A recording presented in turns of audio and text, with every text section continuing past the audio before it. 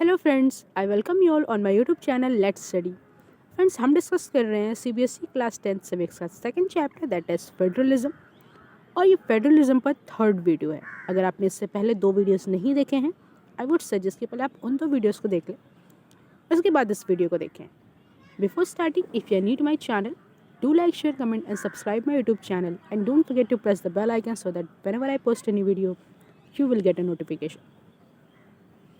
आइए फ्रेंड्स, शुरू करते हैं हमारी आज की इस वीडियो को। और आज का हमारा टॉपिक है हाउ इज़ फेडरलिज्म प्रैक्टिस्ड, कि फेडरलिज्म को किस तरीके से प्रैक्टिस में लाया गया, यानी कि किस तरीके से उसको इम्प्लीमेंट किया गया इंडिया में, राइट। और इस टॉपिक को हम बहुत ही डिटेल में स्टडी करने वाले हैं। ओके, सो वीडियो लास्ट तक देखिएगा। If the federal experiment has succeeded in India, it is not merely because of the clearly laid out constitutional provisions as the real success of federalism in India. It can be attributed to the nature of democratic policies in our country. So, अगर India में federal system यानी कि जो federalism है, अगर वो success हुआ है तो इसका जो श्रेय है, इसका जो क्रेडिट है, ऐसा नहीं है कि कॉन्स्टिट्यूशन में इस तरीके से कहा गया है तो ही सक्सेस हुआ है, ये रीज़न नहीं है। बल्कि जो सक्सेस हुआ है फेडरलिज्म, वो कहीं ना कहीं हुआ है नेचर ऑफ डेमोक्रेटिक पॉलिसीज़ की वजह से। क्योंकि हमारे इंडिया में जो डेमोक्रेटिक जो पॉलिसीज़ है, उनकी नेचर की वजह से फेडरलिज्म को काफ़ी अच्छे तरीके से इम्प्लीमेंट किया गया है, right. Let us look some of the major ways in which this happen. तो आइए अब हम देखते हैं कुछ तरीक़ों को जिसकी वजह से ये चीज़ हो पाई हैं। पहला पॉइंट है linguistic states. The creation of linguistic state was the first and a major test for democratic policies in our country. So Bharat का जो क्रिएशन किया गया on the basis of linguistic, भाषाओं के आधार पर, वो पहला और मेजर टेस्ट था डेमोक्रेसीज पॉलिसीज़ का हमारे देश में। If you look at the political map of India when it began its journey as a democracy in 1947 and 2017, you will be surprised by the extent of the changes. अगर आप India के political map को देखते हैं तो आप देखेंगे starting से, यानी कि जब से भारत आज़ाद हुआ तब से लेकर के 2017 तक की अगर आप democracy as a democratic country अगर इंडिया को देखेंगे तो आप बहुत सरप्राइज होंगे, क्योंकि इंडिया में तब से लेकर के 2017 तक काफ़ी ज़्यादा चेंजेस हुए हैं। Okay, many old changes have vanished, old states have vanished and many new states have been created. तो बहुत सारे पुराने राज्य को मतलब कि वो गायब हो गए, यानी कि वैनिश हो गए, और बहुत सारे जो न्यू स्टेट्स हैं उन्हें क्रिएट किया गया। Areas, boundaries and names of the states have been changed. और जो स्टेट्स के जो एरियाज़ हैं, बाउंड्रीज़ हैं, यहाँ तक कि उनके नाम भी चेंज किए गए हैं। In 1947, the boundaries of several old states were changed in order to create new state. और 1947 में बहुत सारे ओल्ड स्टेट्स की बाउंड्रीज़ को चेंज किया गया ताकि एक नए स्टेट को क्रिएट किया जा सके। और ऐसा क्यों किया गया? ऐसा इसलिए किया गया to ensure that the people who spoke the same language live in the same state. और ऐसा इसलिए किया गया ताकि इस बात को निश्चित यानी कि सुनिश्चित किया जा सके कि जो लोग सेम लैंग्वेज बोलते हैं वो एक ही सेम स्टेट में रहें। Some states were created not on the basis of language, और कुछ राज्य तो भाषा के आधार पर नहीं क्रिएट किए गए, बल्कि इसलिए क्रिएट किए गए recognise differences based on culture और जोग्राफी, ताकि उनके जो कि कल्चर और जोग्राफी के बेस पे जो डिफरेंसेस थे ना, उनको रिकग्नाइज किया गया, मतलब किया जा सके, इसलिए उन्हें स्टेट क्रिएट किए गए। पहला तो क्रिएट किया गया इसलिए ताकि सेम जो भाषा बोलते हैं वो सेम जगह पर रह सके, एक ही स्टेट में। और दूसरा इसलिए किया गया ताकि हम पहचान सके बेस्ड ऑन डिफरेंट कल्चर और जोग्राफी। ठीक है, ओके। अब इनमें कौन कौन से स्टेट्स आते हैं? These include states like Nagaland, Uttarakhand and Jharkhand. और इनमें कौन कौन से स्टेट आते हैं? नागालैंड आते हैं, उत्तराखंड आता है और Jharkhand. When the demand for the formation of states on the basis of language were raised, और जब देश में ये डिमांड हुई कि की लैंग्वेज के बेसिस पर स्टेट को बनाया जाए, तो जब इस तरीके की डिमांड आई, some national leaders fear that it would lead to the disintegration of the country. तो जब लोगों ने ऐसा डिमांड किया कि भाषा के आधार पर राज्य बनाया जाए, तो कुछ जो नेशनल लीडर्स थे वो डर गए कि कहीं ऐसा ना हो कि अगर हम लोग लैंग्वेज के आधार पर अगर हम लोग स्टेट को डिवाइड कर दे, तो ऐसा ना हो कि डिसइंटीग्रेशन हो जाए, यानी कि अनेकता हो जाए देश में। तो इस तरीके का उन लोगों को डर हो गया था। The central government resisted linguistic state for some time. तो सेंट्रल गवर्नमेंट ने लिंग्विस्टिक स्टेट को कुछ टाइम के लिए रेजिस्ट किया, बट लेकिन the experience as soon that the formation of the linguistic state had actually made the country more united. It has also made administration easier. तो फिर देखा गया कि जब उन लोगों ने लैंग्वेज के बेसिस पर राज्य को डिवाइड कर दिया गया, तो उन लोगों ने ये एक्सपीरियंस किया कि ये तो वाकई में काफ़ी ज़्यादा अच्छा साबित हुआ, और इससे जो कंट्री है वो बहुत ज़्यादा यूनाइटेड हो गई, और उनका जो एडमिनिस्ट्रेशन था वो भी काफ़ी ज़्यादा ईजी हो गया। ओके, सेकंड पॉइंट है यहाँ पर language policy. A second test for Indian federation is the language policy. और इंडियन फेडरेशन का जो सेकंड टेस्ट हुआ वो हुआ लैंग्वेज पॉलिसी। ठीक है, our constitution did not give the status of national language to any one language. हमारे संविधान में किसी एक पर्टिकुलर लैंग्वेज को नेशनल लैंग्वेज का दर्जा नहीं दिया गया है। Hindi was identified as the official language, but Hindi is the mother tongue of only 40% of Indians. हालांकि हिंदी को आइडेंटिफाई किया गया है, मतलब कि एक ऑफिशियल लैंग्वेज के तौर पर, लेकिन इंडिया में जो 40% लोग हैं ना, बस उन्हीं की मातृभाषा हिंदी है। बाकी जो 60% लोग हैं उन लोग की अपनी अपनी डिफरेंट रीजनल लैंग्वेजेस हैं। Besides Hindi there are 21 other languages as recognized as scheduled language by the constitution। तो हिंदी के अलावा भी हमारे कॉन्स्टिट्यूशन में बहुत सारी लैंग्वेजेस हैं जिन्हें एज शेड्यूल्ड लैंग्वेज में कैटेगराइज किया गया। उसमें लगभग 21 लैंग्वेजेस हैं हिंदी के अलावा।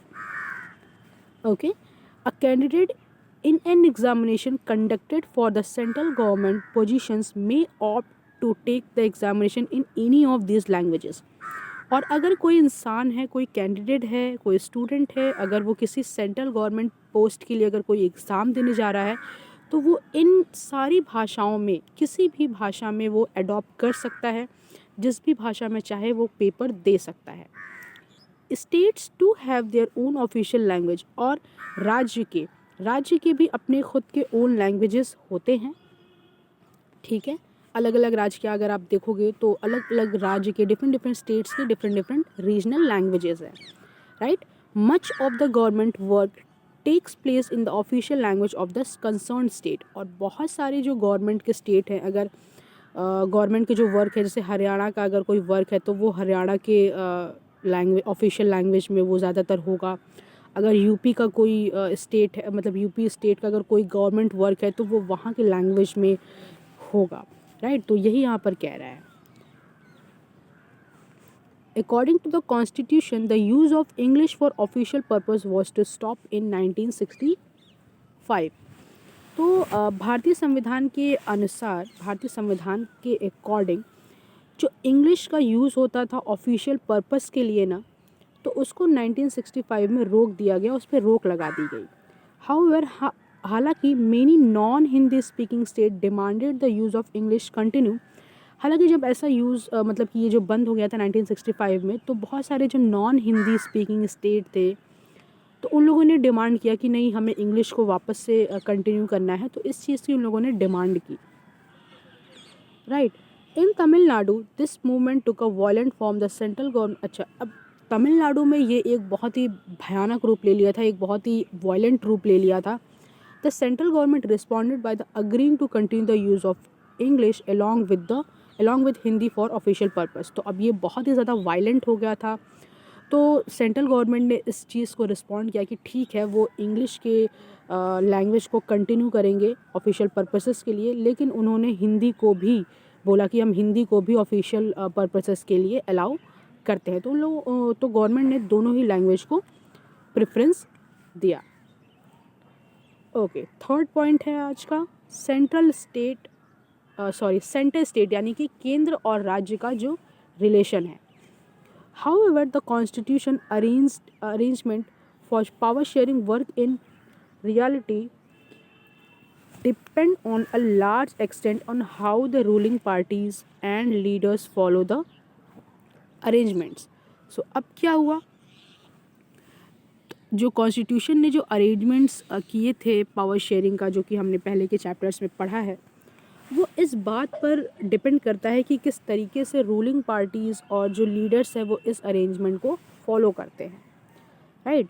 फॉर अ लॉन्ग टाइम, और बहुत लंबे समय तक, the same party ruled both in central and most of the states. तो बहुत लंबे समय से एक सेम पार्टी सेंट्रल में भी रूल करती थी और बहुत सारे स्टेट्स में भी रूल किया करती थी।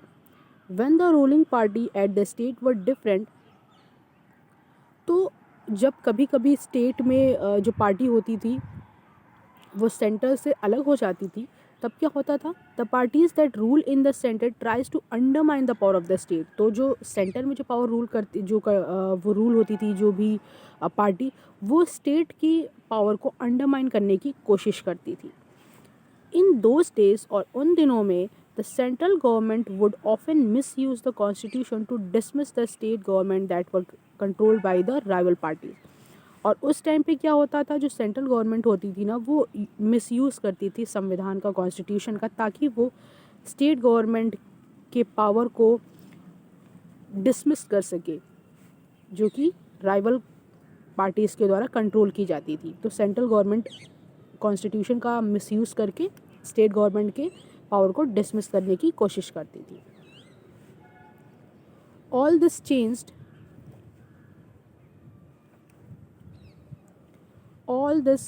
चेंज सिग्निफिकेंटली आफ्टर 1990, और ये सब चेंज हो गया 1990 के बाद। This periods so the rise of regional political parties in many state of the country. This was also the beginning of the era of coalition government at the center। So अब ये एक तरीके से coalition government की शुरुआत थी। Since no single party got a clear majority in the Lok Sabha, the major national parties had to enter into an alliance with many parties, including several regional parties, to form a government at the center। तो अब क्या होता है, अब लोकसभा में किसी एक single party को तो इतनी मेजॉरिटी मिलती नहीं थी कि वो एक अपना सरकार बना सके। तो जब मेजॉरिटी नहीं मिलती थी तो क्या होता था, तब बहुत सारे नेशनल पार्टीज़ को अलायंस बनाना पड़ता था, और उस अलायंस बनाने के लिए उसमें बहुत सारी रीजनल पार्टीज़ को भी इंक्लूड किया जाता था, ताकि सेंटर में गवर्नमेंट फॉर्म की जा सके, क्योंकि उनको मेजॉरिटी तो मिलती नहीं थी लोकसभा में, तो जाहिर सी बात उनको अलायंस बनाना पड़ेगा। तो अलायंस जब वो बनाते थे तो बहुत सारी रीजनल पार्टीज़ को इंक्लूड करते थे, ताकि उनकी केंद्र में यानी कि सेंटर में एक सरकार बन सके, और इसी को हम क्या कहते हैं, coalition government.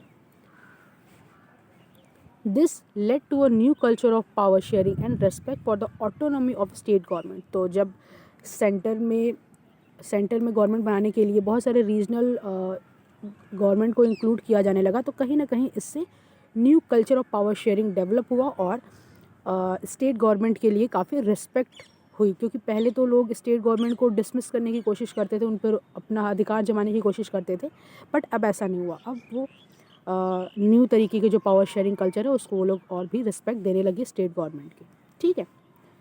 This trends was supported by major judgment of the Supreme Court that made it difficult for the central government to dismiss the state government in an arbitrary manner।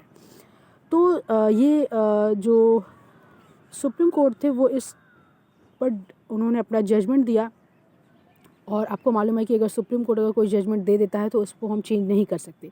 तो जब सुप्रीम कोर्ट ने इस चीज़ को support किया, coalition government को जब उन्होंने support किया, तो कहीं ना कहीं सेंट्रल गवर्नमेंट के लिए अब बहुत ही ज़्यादा मुश्किल हो रहा था कि वो स्टेट गवर्नमेंट की पावर को डिसमिस कर सके। यानी कि पहले तो वो डिसमिस कर देते थे, लेकिन अब क्या हुआ, अब तो सुप्रीम कोर्ट ने ऑर्डर दे दिया, तो अब सेंट्रल गवर्नमेंट स्टेट गवर्नमेंट की पावर को डिसमिस नहीं कर पाती, क्योंकि उनके लिए बहुत ज़्यादा डिफ़िकल्ट हो गया था। दस इस प्रकार federal power sharing is more effective today than was in the earlier year after the constitution came into force. और इस तरीके से अगर आप देखेंगे तो पावर शेयरिंग पहले से काफ़ी ज़्यादा इफेक्टिव हो गया है, क्योंकि पहले क्या होता था, पहले कॉन्स्टिट्यूशन वगैरह उतना बना नहीं था, तो लोग ओरली उस चीज़ को इम्प्लीमेंट करते थे। लेकिन अब जब कॉन्स्टिट्यूशन बन गया, सब कुछ रिटन फॉर्म में हो गया, तो अब जो फेडरल सिस्टम है पहले से काफ़ी ज़्यादा इफेक्टिव हो गया है, राइट। तो आई होप आपको ये टॉपिक क्लियर हो गया होगा। नेक्स्ट हमारा टॉपिक है डिसेंट्रलाइजेशन, जो कि हम कल डिस्कस करेंगे, और उसको डिस्कस करने के साथ साथ हमारा चैप्टर 2 फेडरलिज्म भी ओवर हो जाएगा, राइट। तो thank you so much, see you soon in the next video, till then take care and good bye.